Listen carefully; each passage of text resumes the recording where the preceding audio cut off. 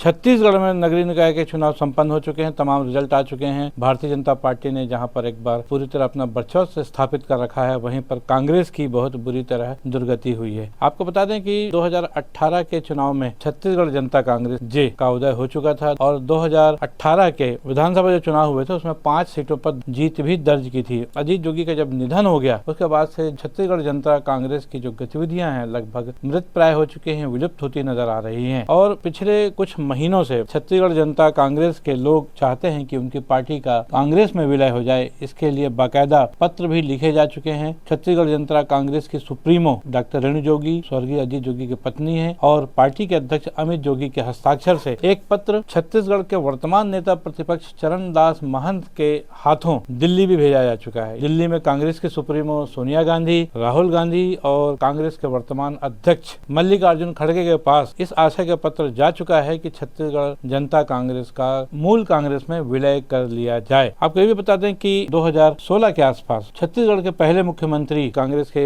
अजीत जोगी थे, उनको और उनके पुत्र को पार्टी से निष्कासित कर दिया गया था और इसके बाद 23 जून 2016 को अजीत जोगी ने छत्तीसगढ़ जनता कांग्रेस की स्थापना कर ली थी और ये एकमात्र क्षेत्रीय स्थानीय राजनीतिक दल है जो छत्तीसगढ़ में पंजीकृत है। इसके पीछे की कहानी छोटी सी ये थी, वो ये कि 2014 में अंतागढ़ में एक उपचुनाव हुआ था जिसमें कांग्रेस ने मंतूराम पवार जो कि आदिवासी नेता हैं उनको प्रत्याशी बनाया था, लेकिन ऐन समय में मंतूराम पवार ने कांग्रेस प्रत्याशी के रूप में अपना नाम वापस ले लिया था और जिसके बाद वहां पर भारतीय जनता पार्टी के लिए वॉक ओवर जैसी स्थिति आ चुकी थी। उस घटना से जुड़े मामलों पर जब तफ्तीश की गई तब कहीं न कहीं स्वर्गीय अजीत जोगी, अमित जोगी, डॉक्टर रमन सिंह जो कि तत्कालीन मुख्यमंत्री थे छत्तीसगढ़ के, उनके दामाद पुनीत गुप्ता की जो बातचीत है उनके ऑडियो कहीं न कहीं से लीक हो चुके थे और उस आधार पर यह माना गया कि अंतागढ़ में जो कुछ भी हुआ उसके लिए अजीत जोगी और उनके पुत्र अमित जोगी जिम्मेदार हैं, जिन्होंने भारतीय जनता पार्टी के लोगों से साठगांठ करके करोड़ों रुपए के लेन देन का ऑफर किया और मंतूराम पवार को आखिरकार चुनावी मैदान से हटा दिया। बहरहाल इस घटना के बाद 2016 में जब अजीत जोगी ने पार्टी की स्थापना कर ली, उसके बाद 2018 में दिसंबर में जब चुनाव हुए और उस समय कांग्रेस को एक तरफा जीत मिली भूपेश बघेल के नेतृत्व में और तब छत्तीसगढ़ जनता कांग्रेस ने भी 5 सीटें जीती थी। तो ये बहुत बड़ा एक चुनावी हिसाब किताब था उस समय का। तब भारतीय जनता पार्टी की बहुत बुरी स्थिति हुई थी, तब भूपेश बघेल मुख्यमंत्री बने थे। देखा जाए कि जब भूपेश बघेल प्रदेश के अध्यक्ष थे 2014 से लेकर 2018 के बीच में, इसी दौरान 13 से 18 के बीच में टी.एस. बाबा जो सरगुजा के महाराजा हैं, वो नेता प्रतिपक्ष की भूमिका निभा रहे थे और भूपेश बघेल और नेता प्रतिपक्ष टी.एस. बाबा की जोड़ी दोनों तरफ से बैटिंग कर रही थी। बैटिंग से मतलब यह है कि कांग्रेस के लिए अच्छे हालात बनाने के लिए लगी हुई थी। अब बहुत सारे पार्टी से जुड़े हुए काम उन्होंने मिलजुल कर किए और उसमें एक काम ये भी था, छत्तीसगढ़ के पहले मुख्यमंत्री फिलहाल स्वर्गीय अजीत जोगी और उनके पुत्र को कांग्रेस से किसी भी तरह बाहर निकालना। ये माना जा रहा था कि 15 सालों तक जो डॉक्टर रमन सिंह ने राज किया है उसके पीछे कहीं न कहीं अजीत जोगी और उनके पुत्र अमित जोगी की भूमिका रही है, ऐसा कांग्रेस के लोगों का मानना था। खास तौर पे तत्कालीन प्रदेश अध्यक्ष भूपेश बघेल और तत्कालीन नेता प्रतिपक्ष टी.एस. बाबा का। और आखिरकार 2015 के आसपास उनको निष्कासित कर दिया गया। 2016 में पार्टी बनी, छत्तीसगढ़ जनता कांग्रेस से 5 सीटें भी जीत ली। इसके बाद कालांतर में अजीत जोगी का निधन हो गया। उनके टिकट पर जीते खैरागढ़ के विधायक देवव्रत सिंह का भी निधन हो गया। उनके टिकट पर जीते धर्मजीत सिंह भारतीय जनता पार्टी में शामिल हो गए। तो ये कुल मिलाकर के देखा जाए 2023 आते आते जनता कांग्रेस का वजूद लगभग खत्म होने के कगार पर आ गया और उस समय एन चुनाव से पहले इस बात की कोशिश की गई छत्तीसगढ़ जनता कांग्रेस का किसी तरह कांग्रेस में विलय हो जाए, लेकिन तब के मुख्यमंत्री भूपेश बघेल और उनके टीम के साथियों ने इस काम को होने नहीं दिया। लेकिन आज के हालात बदल चुके हैं। आज की स्थिति यह है, जनता कांग्रेस के सुप्रीमो डॉक्टर रेणु जोगी और खुद अमित जोगी जनता कांग्रेस के अध्यक्ष हैं, इन दोनों के हस्ताक्षर से एक पत्र वर्तमान नेता प्रतिपक्ष चरणदास महंत के हाथों दिल्ली भेजा जा चुका है सोनिया गांधी, राहुल गांधी और मल्लिकार्जुन खड़गे के पास, और जिसमें कहा गया है कि वे छत्तीसगढ़ जनता कांग्रेस का विलय कांग्रेस पार्टी में करना चाहते हैं। और इसी आशय से संबंधित एक पत्र नगरीय निकाय चुनाव से कुछ पहले दीपक बैज को भी सौंपा गया, जो कि प्रदेश अध्यक्ष हैं वर्तमान में छत्तीसगढ़ के जनता कांग्रेस के जो जिलाध्यक्ष है, और ये खासतौर पर जो उनके जो प्रदेश के प्रमुख प्रवक्ता हैं भगवानु नायक, इन लोगों ने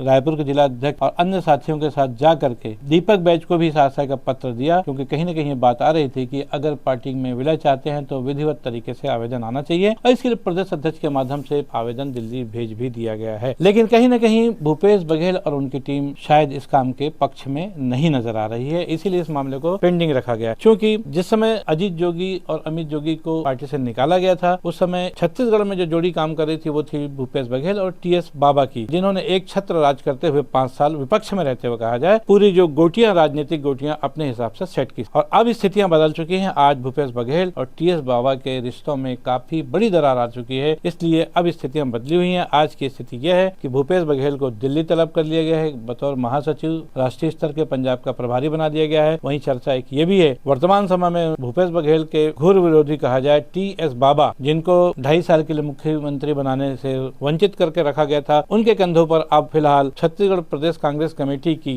बागडोर सौंपने की तैयारी की जा रही है। और इसी बीच नगरीय निकाय चुनाव के दौरान ही नेता प्रतिपक्ष चरणदास महंत ने जिस तरह सरगुजा में जाकर के ये बयान दिया था, छत्तीसगढ़ का विधानसभा चुनाव अगला होगा वो सरगुजा के महाराजा टीएस बाबा के नेतृत्व में लड़ा जाएगा। उसके बाद भूपेश बघेल ने ये कहा था, बतौर नेता प्रतिपक्ष चरणदास जी दिल्ली आते आते रहते हैं, तो शायद ये बात उनकी जानकारी में होगी, मुझे इस बारे में कोई जानकारी नहीं है। देखा जाए तो आज की परिस्थितियों में छत्तीसगढ़ में एक नई जोड़ी सामने आ चुकी है कांग्रेस की तरफ से, और वो है नेता प्रतिपक्ष चरणदास और पूर्व उप मुख्यमंत्री रह चुके टीएस बाबा की, जिनके बारे में कहा जा रहा है कि बहुत जल्द उनकी ताजपोशी हो सकती है। दिल्ली से भी कुछ ऐसा संकेत मिल रहे हैं कि ऐसा हो सकता है, क्योंकि नगरीय निकाय चुनाव में हालांकि छत्तीसगढ़ जनता कांग्रेस ने अपने आप को उस चुनाव से दूर रखा और उन्होंने कांग्रेस के प्रत्याशियों का समर्थन भी किया। बावजूद उसके कांग्रेस की जो दुर्गति हुई है उसे स्पष्ट होता है, भारतीय जनता पार्टी को हराने के लिए निसंदेह सारी जो परिस्थितियां हैं उनके साथ समझौता कर लेना चाहिए, क्योंकि आज की तारीख में भारतीय जनता पार्टी बहुत मजबूत स्थिति में है, चाहे वो छत्तीसगढ़ हो चाहे वो पूरे हिंदुस्तान में हो। अब चर्चा ये चल रही है आखिर ऐसा कब होगा। शायद ऐसा हो भी सकता था, लेकिन दो बातें हैं।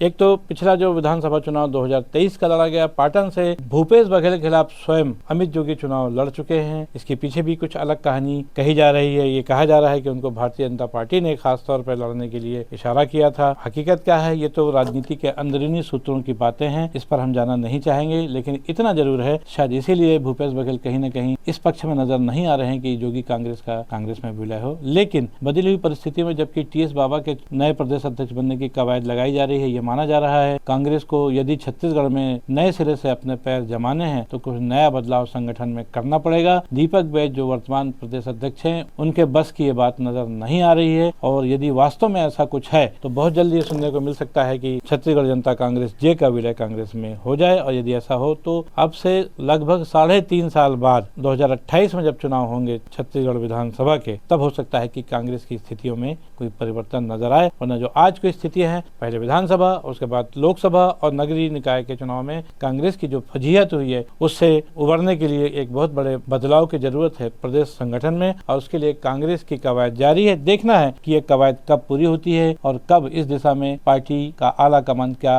निर्णय लेता है। बहरहाल जब तक पार्टी आला कमान निर्णय ले तब तक आप बने रहिए न्यूज T20 के साथ। आज के लिए बस इतना ही। मैं हूं बीडी निजामी और आप देख रहे हैं न्यूज T20। हमारा ये विश्लेषण आपको कैसा लगा, इस पर अपनी राय अवश्य दें। विश्लेषण को लाइक करना ना भूलें और चैनल को सब्सक्राइब करना भी। कल फिर मिलेंगे किसी नई खबर या विश्लेषण के साथ, तब तक के लिए दीजिए इजाजत। जय हिंद, जय भारत, जय छत्तीसगढ़।